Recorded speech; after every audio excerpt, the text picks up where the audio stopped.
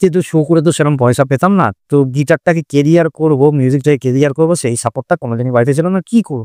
Actually মিউজিকে কিভাবে career বানাবো তার কোনো রাস্তাই তো আমাদের এখানে যেমন যে সরকারি চাকরি। এইবার 12 পাস করেছি, এবার গ্র্যাজুয়েশন করলাম, এবার কোথাও একটা পড়লাম, এই সরকারি চাকরির পর নোটিশ বেরোলো, পরীক্ষা দিলাম, চাকরি পেলাম। এই ব্যাপারটা ছিল। বা ইঞ্জিনিয়ারিং এ এটা, ডাক্তারিতে এটা।